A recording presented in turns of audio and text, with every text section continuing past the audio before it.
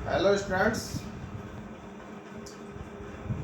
देखिए बेटा, continue lecture देने में थोड़ी सी असमर्थता हो रही है, लेकिन इसके बावजूद राजस्थान जीके जीएस पर जितना संभव हो सकता है उतना अच्छे से अच्छे यूट्यूब आपके लिए प्रस्तुत कर रहा हूँ।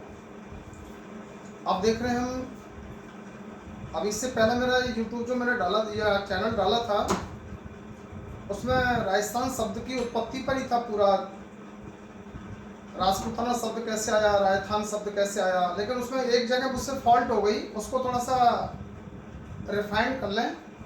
मैंने आपके लिए ये लिखा दिया था कि राजस्थान के एकीकरण के दौरान 24 डिस्ट्रिक्ट बने थे, उसके बाद में अजमेर 25, जबकि ये नहीं था, वास्तव में डिस्ट्रिक्ट ये बने थे 25, उसके बाद में अजमेर 26, भावलपुर 27, इसके बाद में एक एक डिस्ट्रिक्ट बनता चला गया। तो उसके लिए तो ये चीज़ है। दूसरा, अब देखते हैं हम लोग राजस्थान की कुछ ऐसी परंपराएं जो बुराइयों के नाम पर थी, जिनको हम परंपरा कहें, ट्रेडिशंस कहें, लेकिन वो सोसाइटी की सबसे बड़ी इविल्स थी। उन इविल्स में देखें जैसे गोला गोली, गोला गोली, टीका, रीत, गौ विवाह,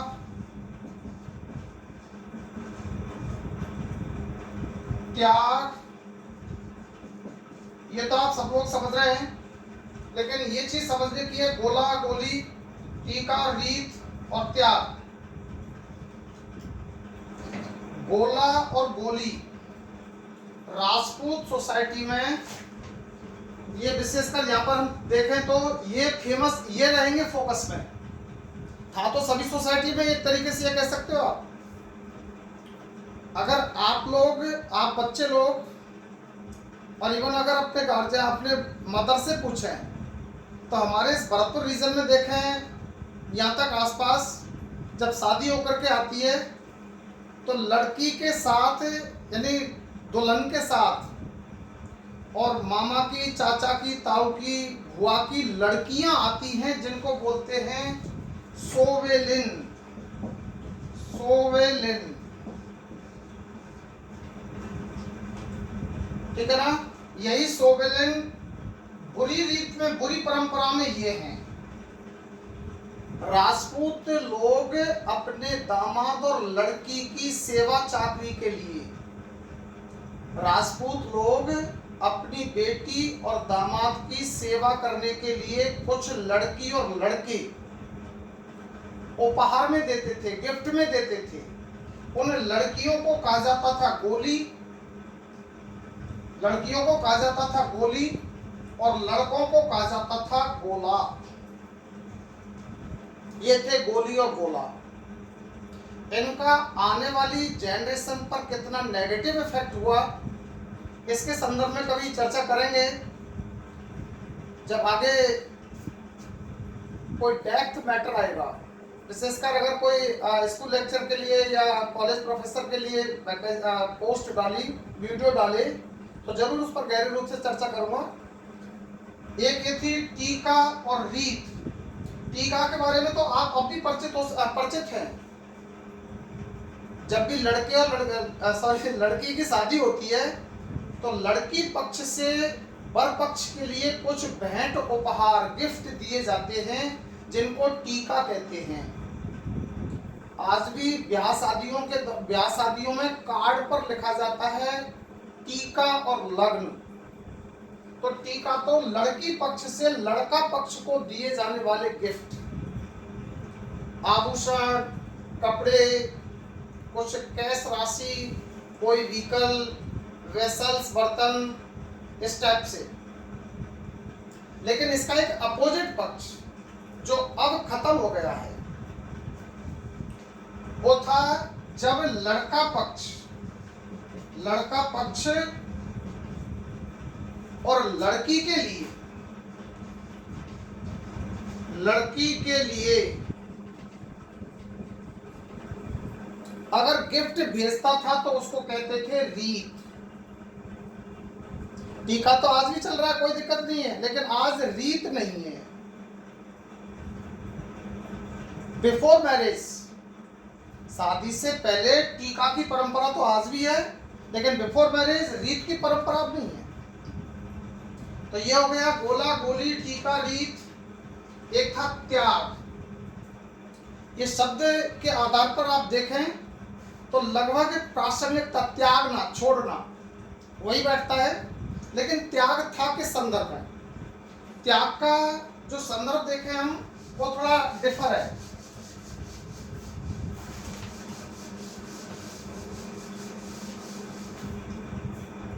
त्याग में देखें, जब किसी राजपूत के यहाँ और उसकी लड़की की शादी होती थी, तो लड़की के शादी के समय पर कुछ चारण और भाट, ये जातियां आज भी हैं। चारणों ने तो राजस्थान का इतिहास लेखन में बहुत महत्वपूर्ण भूमिका निभाई है। भाट जाति ने भी इतिहास लेखन में, या ये कहें कि सामाजिक परंपराओं को क्रमबद्ध तौर पर लिपिबद्ध करने में महत्वपूर्ण भूमिका निभाई है। तो विवाह के अवसर पर ये चारण और भाट लड़की वाले के यहाँ आ जाते थे और लड़की वाले से मुंह मांगी दक्षिणा प्राप्त करते थे। मुंह मांगी दक्षिणा, और मुंह मांगी दक्षिणा में चूंकि पूरी समाज के सामने मांगा जाता था, तो राजपूत को शर्मिंदा होकर के इनको देना ही पड़ता था। कई बार 10 बीघा जमीन मांग ली, 20 बीघा जमीन मांग ली, गोल्ड मांग लिया, घोड़े मांग लिए, ऊंट मांग लिए और कुछ मांग लिया। तो राजपूत शासक के यहाँ लड़की की शादी के अवसर पर चारण और भाटों को राजपूत द्वारा दी गई दक्षिणा को त्याग कहते थे। ये थी त्याग। कुछ इतिहासकारों ने और तत्कालीन विद्वानों ने त्याग की प्रथा को कन्या वध का मूल कारण माना है। कन्या वध का मूल कारण त्याग की प्रथा को माना है। तो अगर राजपूतों ने यह माना कि लड़की की शादी के अवसर पर चारण और भाटों को जो दान दक्षिणा देनी पड़ती है वो लड़की की शादी के टाइम पर ज्यादा देनी पड़ती है, तो ऐसी स्थिति में क्यों ना लड़कियों को खत्म ही करवा दिया जाए। लड़कियों को खत्म ही करवा दिया जाए तो ना तो विवाह होंगे, ना चारण और भाट मुंह मांगी दक्षिणा मांगेंगे, इसलिए ना उनको त्याग देना पड़ेगा। तो ये कुछ कुप्रथाओं के संदर्भ में। अब इन कुप्रथाएं ऐसी जो हैं, ये राजस्थान के संदर्भ में बात कर रहा हूं मैं। अब इससे जोड़ करके थोड़ा सा इंडियन हिस्ट्री की तरफ मूव करते हैं। इंडियन हिस्ट्री में अगर आप देखें 19वीं सदी में, 19th सेंचुरी में, और एक व्यक्ति आता है उभर करके जिसका नाम है राजा राममोहन राय। राजा राममोहन राय, अभी देखिए मैंने आपको केवल ये बुराइयां राजस्थान के संदर्भ में बताई आपको। अब इनको थोड़ा सा उधर माइग्रेट करते हैं हम कि इनके लिए, इनको दूर करने के लिए राजस्थान में किस लेवल से कार्य हुए, कौन कौन से संगठन बनाए गए विभिन्न राजपूत शासकों के द्वारा, ब्रिटिश गवर्नमेंट के द्वारा। उन विशेषकर 2 संगठनों की ओर ले चल रहा हूं आपको। तो जब राजा राममोहन राय के द्वारा ब्रह्म समाज की स्थापना की गई, तो उसी संदर्भ में फिर अन्य संगठन इस्लाम में, हिंदुओं में भी विभिन्न जातियों में जातिगत सुधार के लिए आंदोलन उठ खड़े हुए, और वो सारे आंदोलन यही थे, इन कुप्रथाओं को, बुराइयों को रिमूव करने के लिए। राजा राममोहन राय ने सबसे पहले सती प्रथा के विरोध में आवाज उठाई और सारी व्यवस्थाओं को, सारी कुप्रथाओं को समाप्त करने के लिए और व्यवस्थाओं को मजबूती देने के लिए राजा राममोहन राय ने एजुकेशन को ब्रह्मास्त्र के रूप में बताया। एजुकेशन को एक बहुत बड़ा सशक्त माध्यम बताया। और ये आप छोटे, चूंकि अब एसटीसी की तैयारी कर रहे हैं और इससे ऊपर तक जो भी तैयारी कर रहा है ये जान रहा है कि सर्वप्रथम राजा राममोहन राय के प्रयासों से ही सती प्रथा को विलियम बेंटिक ने 1829 में 1829 में गैर कानूनी घोषित किया था। आगे बात समझ में। इसके संदर्भ में इंडियन परंपरा में यहां पर थोड़ी सी दो बात बता देता हूं आपको। ये चूंकि राजा राममोहन राय बंगाल से बिलोंग करते थे, सबसे पहले सती प्रथा 1829 में बंगाल में प्रोहिबिटेड की गई, बंगाल में प्रतिबंधित की गई और 1870 में 1870 में इसको ऑल ओवर इंडिया अप्लाई कर दिया गया। ये कहना कि भारत में सती प्रथा 1829 में बंद हुई, तार्किक रूप से, भाषागत रूप से गलत है।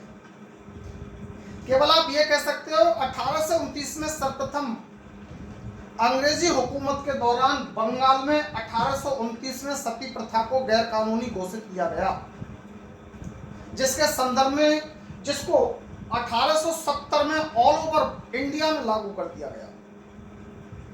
अब ये सुधारों की परंपरा में आप देखते हैं सैनी समाज अपना एक आइडियल मैन मानते हैं, जबकि वो वास्तव में सबके लिए हैं, केवल ऐसा नहीं है कि जातियों के लिए हैं। लेकिन आज के पॉलिटिकल सिस्टम में इनको जातिगत देवताओं, जातिगत महापुरुषों की उपमा दे दी गई है। ये कहकर के बहुत बड़ी भूल कर रहे हैं हम। आज नहीं तो आने वाली पीढ़ियां इसका दुष्परिणाम निश्चित भोगेंगी। सैनी समाज में एक महापुरुष का नाम लिया जाता है ज्योतिबा फुले। ऐसे ही दलितों के लिए दक्षिण में नाम लिया जाता है ईवी रामास्वामी नायकर। डॉक्टर अंबेडकर तो फेमस हस्ती हैं, जिनके लिए और तो मुझे पता नहीं विद्वानों की, लेकिन मैं कोटि कोटि प्रणाम करता हूं। अब ऐसे ही कुछ जब ये सुधारों की परंपरा चली, आर्य समाज ने इसको बहुत बड़े लेवल पर उछाला। सोसाइटी में परिवर्तन आने चाहिए, सोसाइटी में बुराइयां दूर होनी चाहिए। और देखिए सोसाइटी में सबसे ज्यादा शोषण का शिकार दो ही वर्ग थे, एक तो महिला और दूसरा दलित। तो महिला और दलितों के संदर्भ में राजस्थान में कुछ संगठन बनते हैं। राजस्थान के संगठनों में अगर हम बात करते हैं बेटा, तो एक संगठन निकल करके आता है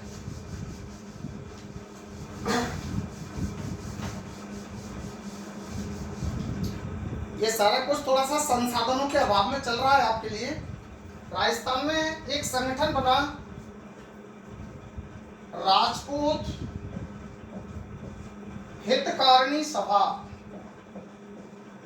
हितकारिणी सभा। देश हितैषणी सभा, देश हितैषणी सभा। तो यहां पर जब ये राजपूत हितकारिणी सभा है या देश हितैषणी सभा है, इनके संदर्भ में जब हम बात करते हैं तो पहले हम देखिए इसके संदर्भ में बात करें। राजपूत हितकारिणी सभा, एक तीसरा नाम भी आता है वाल्टर क्रथ। वाल्टर क्रथ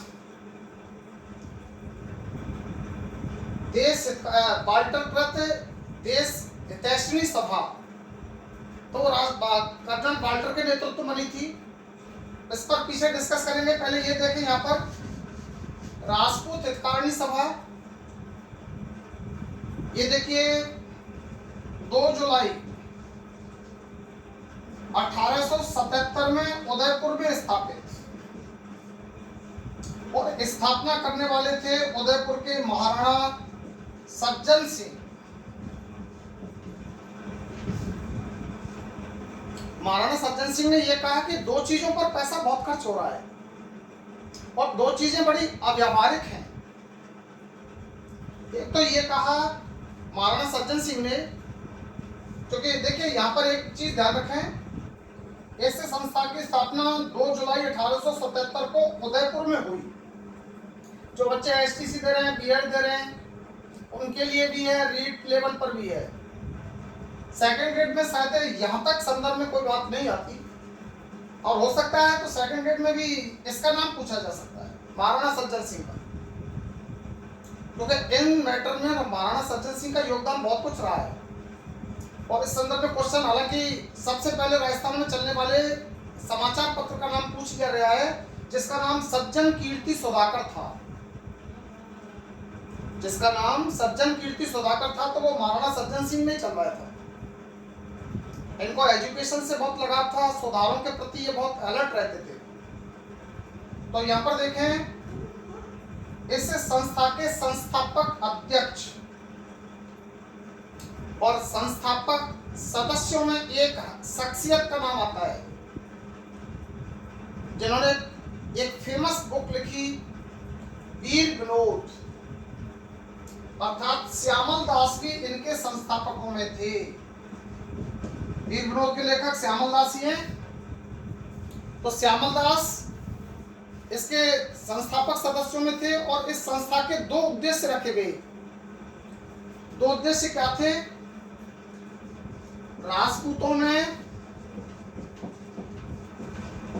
विवाह खर्च कम करना, विवाह खर्च सीमित करना,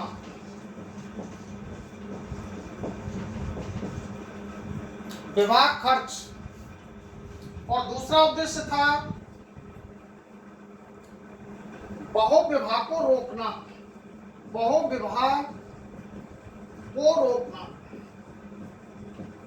ये 2 काम में फेमस थे। अब देखिए, यहाँ पर राजपूतों में विवाह खर्च, क्योंकि राजपूतों में बहुविवाह की परंपरा थी और बहुत सारी कई जातियों में परंपरा थी। जितने ज्यादा शादी करेंगे, महिलाओं का शोषण, जरूरत से ज्यादा खर्च, इसलिए पहले ये फोकस किया गया कि विवाह पर खर्च को कंट्रोल करो। दूसरी बात कही गई, बहुविवाह को रोको। इस दोनों के संदर्भ में महाराणा साहब ने 3 जातियों को फोकस किया। 3 जाति, नंबर 1 पर राजपूत, नंबर 2 पर ब्राह्मण, और तीसरा नंबर पर था महाजन। महाजन की प्राचीनता में जाओगे तो महाजन शब्द अपने आप में एक बहुत बड़ा शब्द है, और एंशिएंट और मिडाइवल टाइम में अगर देखें, जैसे घनश्याम दत्त शर्मा की किताब को देखते हैं, तो उसमें महाजन शब्द का उल्लेख व्यापारिक वर्ग के लिए हुआ है, लेकिन राजपूताने में ये एक जाति बन गई, महाजन। तो इन तीनों के संदर्भ में विवाह से संबंधित कानून बनाए गए। विवाह से संबंधित कानून थे, पहले तो देखिए, राजपूतों में 2 विवाह सामान्य रखे गए। पहला नियम, राजपूत हितकारिणी सभा के संदर्भ में पहले तो ये बातें हो गई। 2 जुलाई 1877 उदयपुर में महाराणा सज्जन सिंह द्वारा स्थापित। अब इस संगठन ने जो कानून बनाए, कानून है, राजपूतों में 2 विवाह सामान्य होंगे। कोई भी राजपूत तीसरी शादी कर सकता है। पहले तो एज लिमिट की गई कि 45 साल की एज तक, 45 साल की एज तक तीसरी शादी कर सकते हो। और उससे पहले और एक शर्त है, तीसरी शादी तब होगी जब 2 शादी करने पर भी आपको संतान प्राप्ति नहीं हुई है। 2 शादी होने पर भी संतान प्राप्ति अगर नहीं हुई है, तो आप तीसरी शादी कर सकते हो 45 साल की एज तक। ब्राह्मण और महाजनों के लिए, ये तो पर्टिकुलर राजपूतों के लिए है, बार बार समझा रहा हूं, फोकस करें। ब्राह्मण और महाजनों के लिए एक शादी करनी होगी वैधानिक तौर पर, दूसरी शादी कर सकते हैं। दूसरी शादी की अनुमति है 40 साल की एज तक, 40 इयर्स, 40 साल की एज तक कर सकते हैं। लेकिन दूसरी शादी तब करोगे जब पहली औरत से कोई बेबी नहीं हो, संतान नहीं हो। ये 2 व्यवस्थाएं थी शादी के संदर्भ में कानून। आ रही बात समझ में?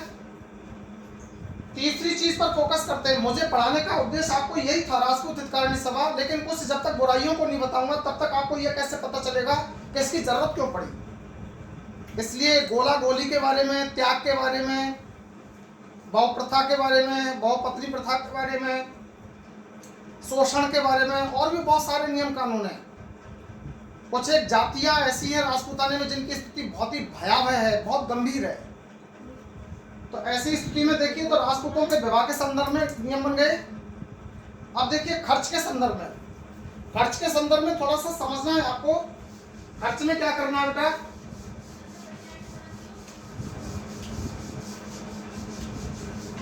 खर्च के संदर्भ में नियम है,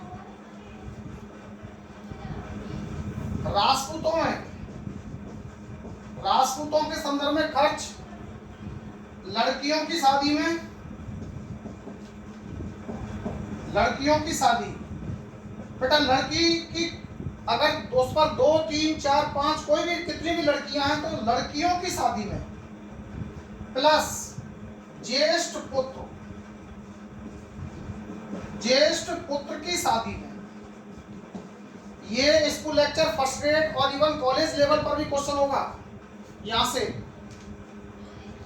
क्योंकि इससे रिलेटेड अभी तक जो प्रश्न आए हैं वो सामान्य तौर पर संस्थापक या उनसे संबंधित आए हैं, लेकिन जो व्यवस्थाएं दी गई थी संगठन के द्वारा, उन संगठनों से रिलेटेड क्वेश्चन अभी तक नहीं आए हैं। एसटीसी बीएड वालों के लिए तो वहां तक ही सफिशिएंट है, लेकिन वहां से ऊपर जितना क्वेश्चन का स्टैंडर्ड ऊंचा उतना ही क्वेश्चन की गहराई ज्यादा। तो राजपूतों के लिए शादी में जो खर्च करने की लिमिट है, लड़कियों की शादी में प्लस ज्येष्ठ पुत्र की शादी में, कोई भी राजपूत कुल वार्षिक आय का 25% खर्च कर सकता था। लड़कियों की शादी में सामान्य पहलू हो गया, लेकिन यहां शर्त कर रही है, टाइट शर्त है, कड़ी शर्त है, ज्येष्ठ पुत्र। दूसरी बात, एक शर्त, दूसरी शर्त, दूसरे तीसरे या आगे अन्य लड़कों की शादी में कुल वार्षिक आय का 10% खर्च किया जाएगा। देखिए बेटा, आप लोग भी जानते हैं दहेज प्रथा, बाल विवाह, कन्यावध, भ्रूण हत्या, ये गवर्नमेंट डॉक्यूमेंट्री में तो आज भी इनको निषेध किया गया है, लेकिन सोसाइटी की एजुकेशन, सोसाइटी की सोच और कहें पुराने ट्रेडिशंस, इनके आधार पर हम इन चीज़ों को फॉलो करते ही नहीं। बाकी ऐसा नहीं है कि समाज सुधार के संदर्भ में हमारे राजे महाराजे पीछे रहे हों या उनके अंदर इन कुप्रथाओं को मिटाने के लिए कोई वेदना नहीं हो, वेदना संवेदना सब कुछ था, लेकिन बात यह है कि कानून बनाने वाले कानून बना देते हैं, अप्लाई करने वाले, फॉलो करने वाले कितने हैं। यहाँ पर शादी पर खर्च है, लड़कियों की शादी प्लस ज्येष्ठ पुत्र की शादी, कुल वार्षिक आय का 25%, दूसरे तीसरे लड़के की शादी पर कुल वार्षिक आय का 10%। राजपूतों में ये फेर बदल है बस। ब्राह्मण और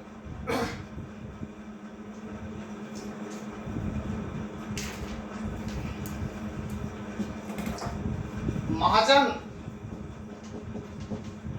इनके लिए शादी में खर्च निर्धारित किया गया कुल वार्षिक आय का 25%। ब्राह्मण प्लस महाजन ये अपने पहले, दूसरे, तीसरे लड़की लड़के किसी भी शादी में 25% अपनी कुल वार्षिक आय का 25% तक खर्च कर सकते हैं।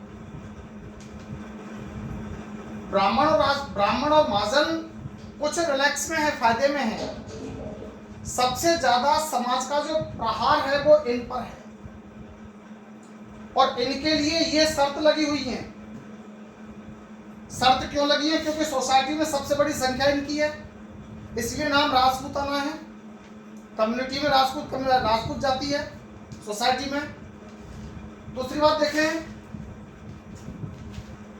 इन लोगों पर ही केवल इन पर यह लगता था, और इसके संदर्भ में मैं पहले बता चुका हूं, त्याग अर्थात बेटी के अवसर पर राजपूत राजाओं से चारण और भाट मनमानी दक्षिणा प्राप्त करते थे। ये लाइन तीसरी चौथी बार दोहराई जा रही है। और त्याग को ही एक लुडलो नाम का ब्रिटिशर्स अंग्रेज अधिकारी भारत राजस्थान में रहा, लुडलो, उसने तो केवल त्याग को ही कन्या वध का मूल कारण माना है। तो ये त्याग के संदर्भ में कानून क्या थे? केवल वह राजपूत त्याग देगा जिसकी वार्षिक आय 500 रुपए से अधिक हो। एनुअल इनकम जिस राजपूत की 500 रुपए से अधिक होती थी वो त्याग दे सकता था, वरना त्याग नहीं दिया जाएगा। तो इससे कुछ राजपूतों की बचावट, कुछ गरीब तबके के राजपूत बचे, और वो राजपूत बचे जिनकी वार्षिक एनुअल इनकम 500 रुपए से कम थी। उस जमाने में 500 रुपए बहुत बड़ी संख्या थी, बहुत बड़ा अमाउंट था। दूसरी बात क्या थी? कोई भी राजपूत शासक 500 से नीचे वाले तो बाहर हो गए, अब जिनकी इनकम 500 टू अपर है वो विवाह में जितना खर्च कर रहे हैं उससे 10% तक त्याग दे सकते हैं। मान के चलिए विवाह में 1 लाख रुपए खर्च कर रहे हैं, तो 1 लाख रुपए में चारण या भाट को मनाने का प्रयास किया जाता था कि आप 2% ले लो, 3% ले लो, 4% ले लो। लेकिन चारण और भाट जब अड़ जाते थे तो सारे बिरादरी, रिश्तेदार, अड़ोस पड़ोस के सामने उस बेटी वाले राजपूत को शर्मिंदा होना पड़ता था। लेकिन फिर बात ये थी, मेवाड़ में, अभी मेवाड़ की बातें चल रही है, ये शायद मैं कहना भूल गया शुरू से ही, मेवाड़ उदयपुर की बातें हैं, उदयपुर के महाराणा सज्जन सिंह। किसी भी हालत में त्याग 10% से ज्यादा नहीं होगी। और तीसरा नियम यह बना दिया कि मेवाड़ रियासत की बाहर के रियासतों से आने वाले चारण और भाटों को कोई त्याग नहीं दी जाएगी। तो देखिए, सामाजिक बुराइयों में त्याग के संदर्भ में राजपूत हितकारिणी सभा त्याग, राजपूत समाज में राजपूत ब्राह्मण और महाजनों में विवाह और विवाहों पर होने वाला खर्चा, इन 3 चीजों को काउंट करके आपके सामने यहाँ प्रस्तुत किया गया है। इसमें से अच्छे मैटर को आप कंक्लूड करें और जानने का प्रयास करें।